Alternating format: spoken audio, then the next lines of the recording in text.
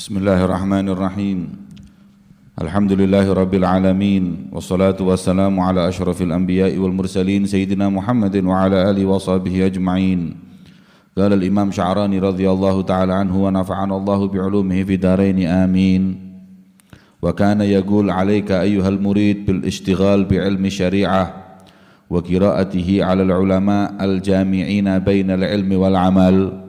ولا تكن كالعباد والزهاد الذين خرجوا من هذه الدار وقلوبهم في حجاب عن الأدب في عبادتهم مع ربهم وكان يقول كل مريد لم يتغلغل في علوم الشريعة قبل موته ربما مات مصرا على الكبائر كدقائق العجب والرياء والنفاق وهو لا يشعر. Al-Imam Sya'rani radhiyallahu ta'ala anhu, beliau berkata, menukil dari pernyataan Sayyidi Abul Abbas Al-Mursi, bahwasanya beliau berkata, alaika ayyuhal murid, wajib atas kalian wahai segenap murid, segenap santri, segenap talibul ilm, segenap yang ingin untuk mendekatkan diri kepada Allah, bil ishtighal, untuk menyibukkan diri belajar ilmu syariah dan membacanya kepada ulama yang telah mengumpulkan ilmu dan amal.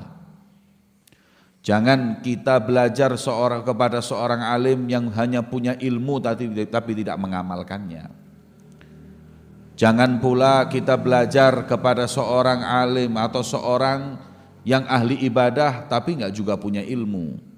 Wala takun kal ubad waz zuhad, sebagaimana yang telah terjadi sebelum kalian.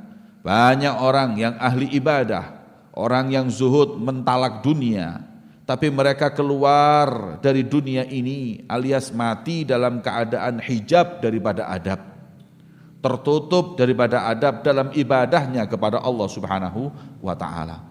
Maka itu belajar ilmu dari orang-orang yang telah mengumpulkan ilmu zahir dan batin, ilmu dan mengamalkannya.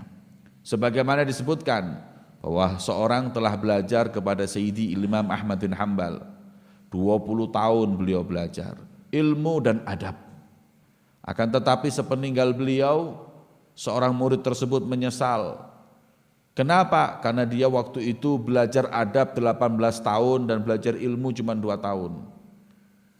Setelah itu beliau berkata bahwa sesungguhnya kalau dahulu aku belajar adab saja 20 tahun jauh lebih baik daripada saya mempelajari ilmu tanpa mempelajari adab. Maka itu tuntut ilmu dan adab sebagai talibul ilm, adab sebagai seorang muridin, sebagai orang fuqara harus benar-benar untuk diamalkan agar insya Allah kita menutup kehidupan kita dengan keadaan husnul khatimah, dalam keadaan terbuka hijab itu dari antara kita dengan Allah Subhanahu wa ta'ala. Yang kedua, wa kana yaqul kullu muridin, seorang santri manapun, lam yataghalghal bi ulumi syariah, yang dia itu tidak mumpuni ilmu syariatnya sebelum dia mati, hanya sibuk belajar tasawuf, sibuk untuk mempelajari ilmu-ilmu tasawuf tapi enggak mempelajari ilmu syariat. Rubbama mata musirran alal kabair, bisa-bisa jadi dia mati dalam keadaan naudzubillah senantiasa menjalani dosa besar. Maka itu belajarlah ilmu dan belajar tasawuf. Kalau cuma belajar ilmu syariat tanpa tasawuf juga bahaya. Rubbama mat, bisa jadi dia ketika mati dan di dalam hatinya ada ujub, ada riya, bahkan ada sifat kemunafikan, wa huwa la yash'ur, dan kadang dia enggak sadar kalau itu semua ada pada hatinya. Na'udzubillah min dzalik. Maka kata ulama, untuk mengumpulkan dua ilmu ini, man tafaqqaha walam yatasawwaf faqad tafassak. Orang kalau belajar fikih, belajar ilmu halal haram terus tapi enggak belajar ilmu tentang bagaimana penyakit hati dan lain-lainnya, dia akan bisa menjadi fasik. Karena dia pegangan hanya dengan ilmu, enggak pegangan dengan kebersihan hati, jadi fasik. Atau sebaliknya, man tasawwaf walam yatafaqqah faqad tazandak. Apalagi yang satunya, pokoknya intinya hanya ibadah, kemudian belajar tasawuf tapi nggak mempelajari ilmu yang namanya sholat, zakat ataupun yang lainnya daripada ilmu fikih, maka bisa-bisa jadi dia itu tazandak, bisa keluar dari agama Allah. Na'udzubillah min dzalik. Wa man tafaqqaha wa tasawwafa faqad tahaqqaq. Dan barang siapa yang mempelajari kedua-duanya, maka dialah orang-orang yang benar-benar di jalan yang diridhai oleh Allah Subhanahu wa taala. Maka itu pelajari ilmu dan sucikan hati dan adabnya itu dijalani. Ya, kalau sudah talabul ilm nggak punya adab, nggak ada bedanya sama beruang.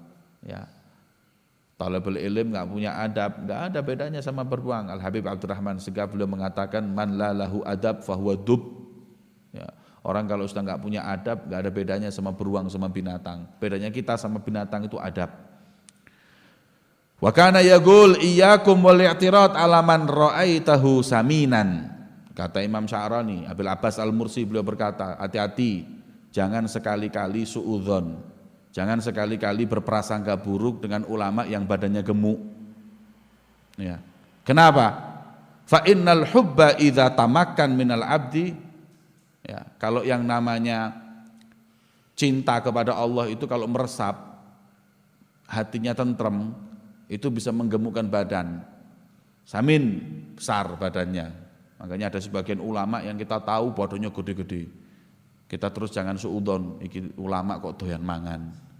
Ya, badan segitu besarnya itu mesti makannya banyak. Naudzubillah. Iyyaka wal i'tirad, hati-hati, jangan protes, jangan suudzon. Kan Imam Shibli, Imam Shibli saminan jiddan, beliau itu gemuk badannya. Ya, sebagaimana Imam Baijuri itu juga gemuk. Baca a'immah itu badannya gemuk. Wa idza qila lahu bidzalik, kalau beliau ditanya, "Imam, antum badan kok begitu gemuknya? Apa yang membuatmu gendut?" Dijawab, "Kullama atadzakkar ana abduman izdada sumnan." Setiap kali aku ini ingat, aku ini hambanya siapa? Enggak main-main, ini hambanya siapa? Hambanya Allah. Setiap menyebut nama Allah tambah gemuk badannya. Setiap kali menyebut zikrullah tambah gemuk. Karena ba'dul aulia ya yashba' min zikrillah. Sebagian aulia itu ya kalau lapar ngambil tasbih zikru Allah, Allah, Allah, yashba'. Lain sama kita. Kalau habis zikir ya. Lain karena tidak ada mahabbah, tidak ada ta'zim. Kalau mereka itu masya Allah, yashba' min zikrillah, penuh. Makanya mereka itu karena mahabbahnya kepada Allah, orang itu kalau betah, orang kalau senang itu bagaimana? Gemuk badannya. Seperti itulah mereka para aulia Allah. Wa dakhal muridun marrah ala Syekh Samin, fawajadahu yazhadul yuzahid furidin fid dunya. Suatu saat ada seorang santri hadir ke majelis taklimnya seorang ulama gemuk.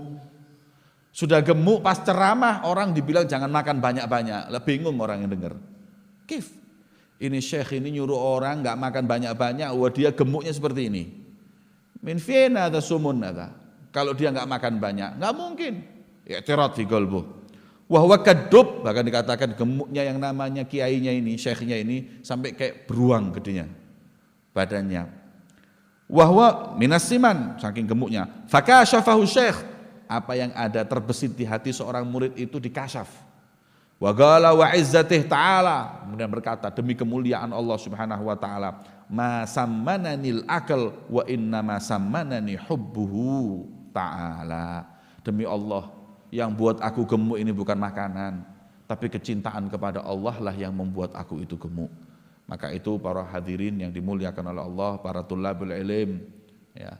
Maka kita diajarkan dua hal. Yang pertama, nuntut ilmu dari seseorang yang mengumpulkan dua ilmu, zahir dan batin, yaitu ilmu dan amal.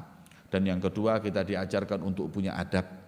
Jangan sekali-kali banyak kritik, jangan sekali-kali kita i'tirad ya, ataupun suudzon dengan para alim ulama agar kita enggak mahrum dari keberkahan mereka di dunia wal akhirah. Amin ya rabbal alamin. Semoga Allah Subhanahu wa taala memberikan kepada kita ilmu yang manfaat fi dini wa dunya wal akhirah. Amin ya rabbal Wa sallallahu ala sayyidina Muhammadin wa ala alihi washabihi wasallam walhamdulillahirabbil alamin. Bismillahirrahmanirrahim. Alhamdulillahirabbil alamin. Allahumma shalli wa sallim ala sayyidina Muhammadin wa ala ali sayyidina Muhammad.